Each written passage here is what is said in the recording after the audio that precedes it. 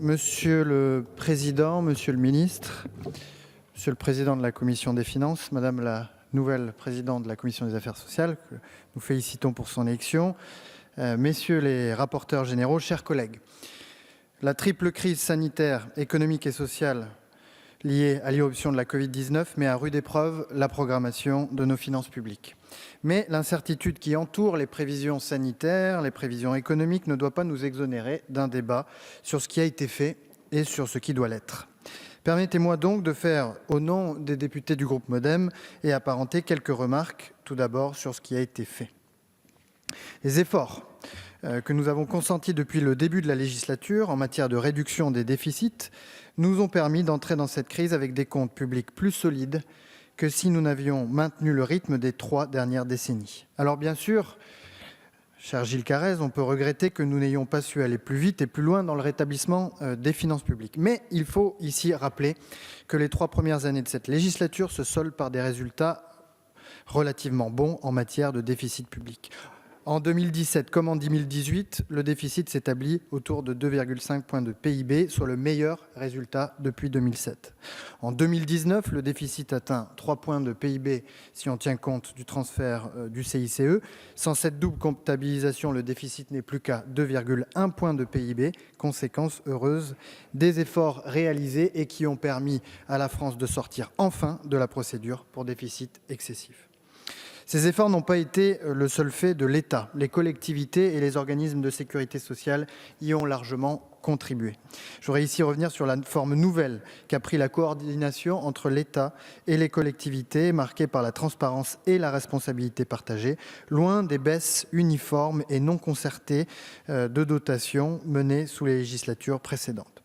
Le pacte de Cahors, par le recours à la contractualisation, a ainsi permis d'atteindre assez largement, très largement, les objectifs de modération de la croissance des dépenses des collectivités, notamment en ce qu'il s'agit des dépenses de fonctionnement, tout en laissant place à une plus grande confiance à ces collectivités sur les voies et moyens d'y parvenir. Dans un contexte international propice au ralentissement de la croissance française est restée en 2019 robuste et supérieure à la moyenne de la zone euro. Pour la première fois depuis plus d'une décennie, le PIB français a augmenté plus vite que celui de nos partenaires allemands. Cette croissance est principalement portée par l'investissement et la croissance dans un contexte de ralentissement de la demande mondiale. L'investissement des entreprises non financières, en hausse de 3,7%, atteint en 2019 un niveau historiquement haut. La consommation des ménages a cru en 2019, soutenue par une croissance importante du pouvoir d'achat. Cette hausse du pouvoir d'achat a été permise par les réformes que nous avons votées ici même depuis 2017. La réforme du marché du travail et celle des divers secteurs d'activité dans la loi PAC qui ont accompagné une nette baisse du chômage, mais aussi les mesures de baisse de la fiscalité des ménages avec la suppression de la taxe d'habitation pour 80% des Français et le transfert des cotisations salariales sur la CSG, sans oublier la baisse de l'impôt sur le revenu des classes moyennes ou le renforcement de dispositifs au soutien des salariés par la prime d'activité et le soutien aux Français les plus fragiles, notamment la hausse de l'allocation pour adultes handicapés. La meilleure tenue des comptes publics et la croissance soutenue en 2018 comme en 2019 nous avons permis de réagir à la crise sanitaire aussi rapidement que massivement en prenant les meilleures décisions en l'état des connaissances du moment pour préserver la santé de nos concitoyens et celle de nos entreprises. Alors, certes, le confinement a été un choc brutal pour nos entreprises, pour nos artisans, nos commerçants et plus généralement pour notre économie. Mais nous avons agi pour amortir ce choc du mieux possible, pour empêcher que le temporaire ne se transforme en permanent. Pour cela, il convenait de préserver du mieux possible notre tissu productif, notre patrimoine entrepreneurial, et cela, quoi qu'il en coûte. Entre le 15 mars et le 3 juillet 2020, le montant total du report de cotisations sociales s'élève à 26 milliards d'euros, soit plus d'un quart des cotisations dues en temps normal. Au 7 juillet, le montant des aides accordées au titre du Fonds de solidarité était de 5 milliards d'euros, qui ont permis d'aider plus de 1,7 million de petites entreprises, de professions libérales, d'auto-entrepreneurs, de commerçants. 500 000 entreprises parmi les plus petites du pays ont bénéficié des prêts garantis par l'État. Et s'agissant de l'activité partielle, plus de 7 millions de salariés depuis le mois de mars ont pu en bénéficier. Au total, les mesures de soutien mises en œuvre par les pouvoirs publics, et en premier lieu par l'État, représentent 460 milliards d'euros, dont 57,5 milliards de dépenses au sens maastrichtien. Ce bouclier anti-faillite et anti-licenciement a permis de contenir une très forte hausse du chômage, comme ont pu la connaître d'autres pays du monde. Nous entrons désormais dans une deuxième phase de notre réponse à la crise, celle de la relance, avec pour objectif de retrouver à l'horizon d'1 an le niveau d'activité de fin 2019 et de résorber le déficit d'emploi d'ici à la fin 2021, ce qui est un vrai défi.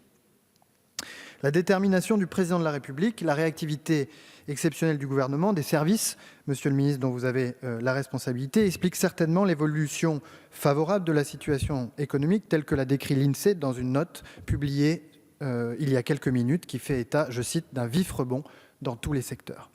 Vous avez en effet agi efficacement pour soutenir la demande dans toutes ses composantes. La consommation d'abord, je l'ai dit, avec l'activité partielle qui a maintenu le pouvoir d'achat des salariés, avec les dispositifs de prime à la conversion ou les chèques services dont nous savons qu'ils sont les instruments les plus efficaces pour activer l'épargne forcée accumulée pendant le confinement.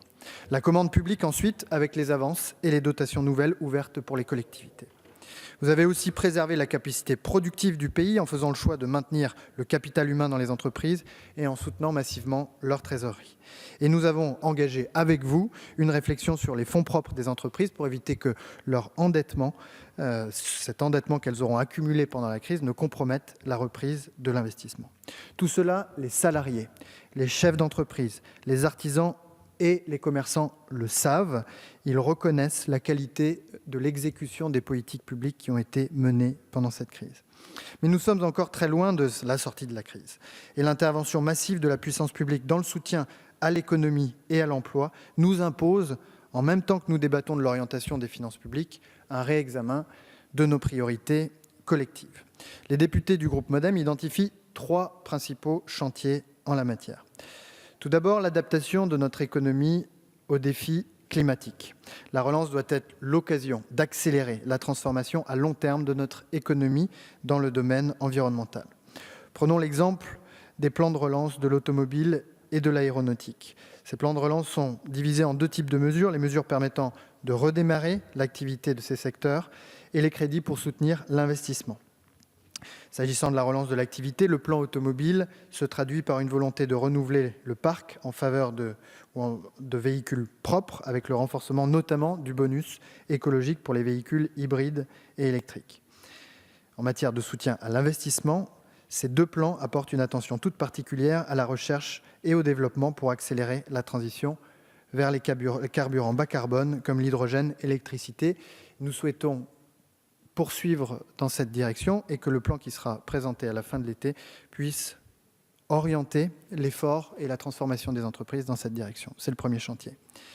Le deuxième chantier, c'est celui du renforcement de notre modèle social et l'accompagnement de chacun à tous les âges de la vie, avec une priorité pour la jeunesse, trésor de la nation, à laquelle nous devons accorder toute notre attention dans les mois qui viennent, en poursuivant le développement du service civique, en poursuivant le développement de l'apprentissage, qui sont des voies d'excellence pour l'accès à la citoyenneté et à l'emploi. Avec un soutien à toutes les familles, en reconnaissant qu'elles sont le premier lieu de la solidarité et de la transmission, et qu'il nous faut les renforcer chaque fois que nous le pouvons. Avec une nouvelle politique pour l'autonomie qui s'appuie sur la création de la 5e branche de la sécurité sociale que viendra consacrer le vote de cet après-midi. Le troisième chantier, c'est celui de l'indépendance et de la souveraineté. La relocalisation des activités ne se fera pas par décret. La relocalisation de la valeur ajoutée en France suppose que le terreau soit fertile, une recherche dynamique opérée par des universités plus autonomes, un environnement fiscal et réglementaire qui ne soit pas désincitatif et des infrastructures de mobilité numérique de classe mondiale. Nous le savons, la France se distingue par un niveau anormalement élevé des impôts de production qui, en taxant les sociétés avant qu'elles ne fassent des bénéfices, affectent fortement leur compétitivité, en particulier dans le secteur industriel. Ces impôts, et en premier lieu la C3S, la CVAE et la CFE, sont parmi les premiers obstacles à cette relocalisation que nous appelons de nos voeux et donc à la souveraineté productive que nous souhaitons pour le pays. Nous soutenons donc la proposition du ministre de l'Économie et des Finances de les faire baisser dans le cadre du plan de relance qui nous sera proposé cet été.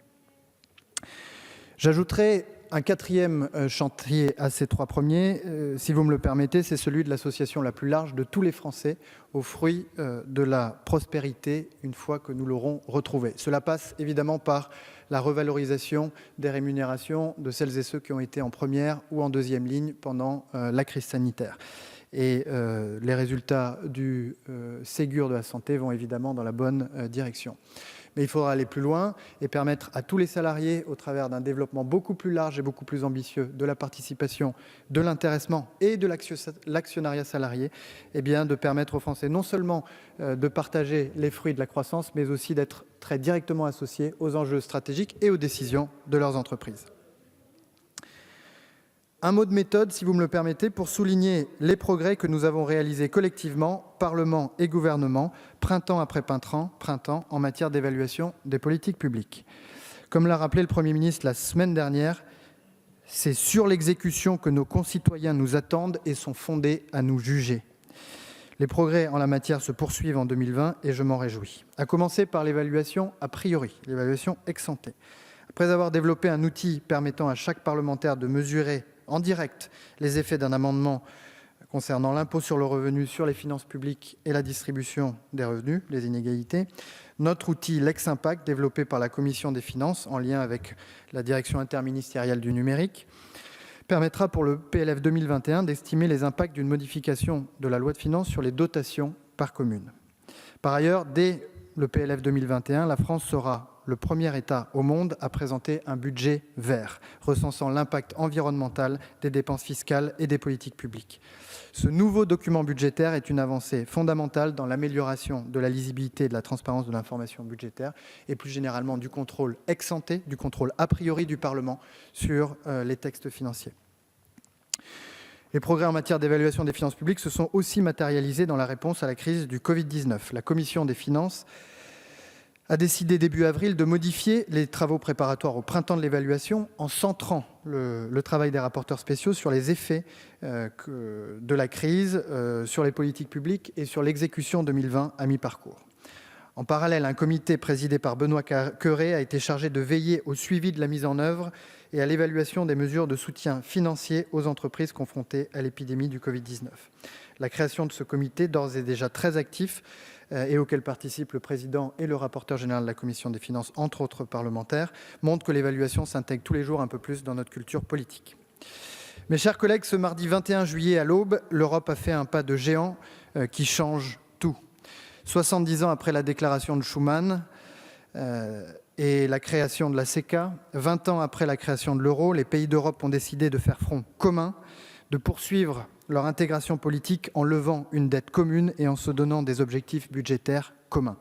C'est un accord historique par l'ampleur des sommes engagées, avec un total de 750 milliards d'euros, en plus du cadre financier pluriannuel, répartis entre 77 milliards d'aides par programme européen, 360 milliards de prêts et 312 milliards de subventions directes. Historique par ses modalités surtout, puisque tous les Européens seront solidaires de cette dette. Fruit de l'engagement exceptionnel du président de la République depuis 3 ans, cet accord, en lien avec le plan de relance que vous présenterez cet été, Monsieur le Ministre, c'est un nouvel horizon et c'est l'espoir d'un meilleur avenir pour tous les Français et pour tous les Européens. Je vous remercie.